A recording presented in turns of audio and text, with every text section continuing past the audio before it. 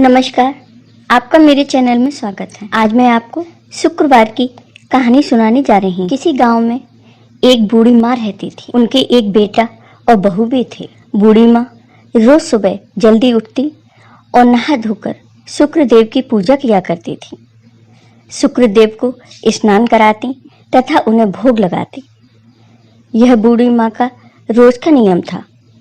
एक बार बूढ़ी माँ तीर्थ यात्रा पर जा रही थी, तो बूढ़ी माँ ने अपनी बहू से कहा, बहू, मैं तीर्थ पर जा रही हूँ, तो तुम रोज सुबह जल्दी उठना और नहा धोकर शुक्रदेव को नहलाना तथा उनको भोग लगाना।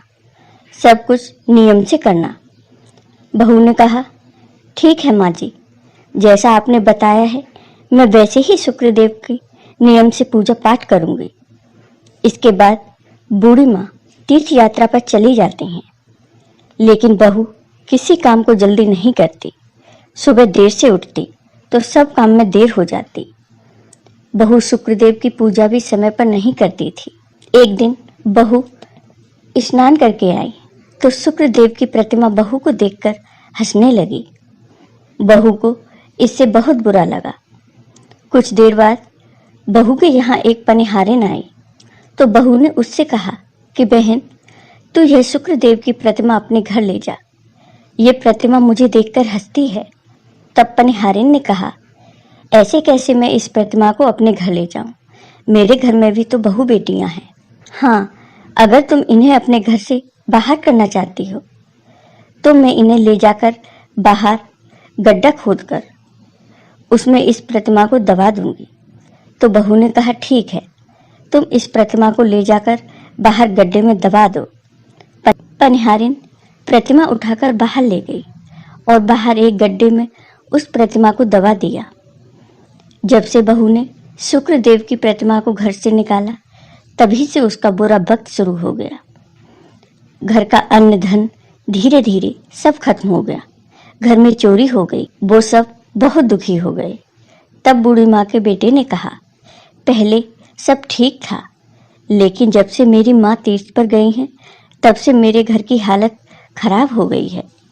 तब बहू ने कहा कि ऐसा नहीं है, कुछ धन तो चोर ले गए और कुछ धन तुम्हारी माँ अपने साथ ले गई, इसलिए घर में कुछ नहीं बचा।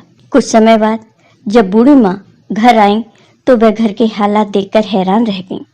उन्होंने अपने बेटे से पूछा कि यह सब कैसे हो गया। तब बेटे ने कहा, माँ, तुम्हारे जाते ही घर के हालात खराब हो गए। घर में चोरी हो गई। अब हमारे पास कुछ नहीं है।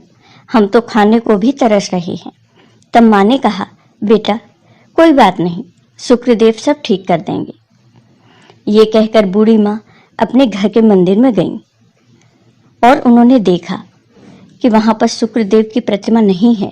तब उन्होंने अपनी बहू को बुलाया और बहू से पूछा, बहू, शुक्रदेव की प्रतिमा कहाँ है? तब बहू ने कहा, वह प्रतिमा मुझे देखकर हंस रही थी, इसलिए मैंने वो प्रतिमा पनिहारिन को दे दी। फिर बूढ़ी माँ पनिहारिन के पास गई और प्रतिमा के बारे में उससे पूछा। तब पनिहारिन ने कहा, मैंने तो तुम्हारी बहू के कहने पर उस प्रतिमा को तुम्हारे घर के बाहर गड्ढा खोदकर उसमें दबा दिया है। बूढ़ी माँ जल्दी से अपने घर की तरफ गई और उस प्रतिमा को गड्ढे से निकालकर घर में लाई। उन्होंने शुक्रदेव की प्रतिमा को नहलाया और फिर से मंदिर में विराजमान कर दिया। फिर शुक्रदेव को भोग लगाया।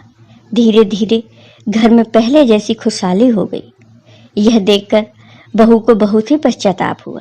तब बहू ने शुक्रदेव से और अपनी सास से अपने किए की माफी मांगी और बहू ने कहा कि अब से मैं नियम से शुक्रदेव की पूजा करूंगी। तो हे शुक्रदेव, जैसे आपने उस बूढ़ी माँ के बेटे बहू के साथ किया, वैसा किसी के साथ मत करना और अपने भक्तों पर सदा अपनी कृपा बनाए रखना। जय हो शुक्रदेव की।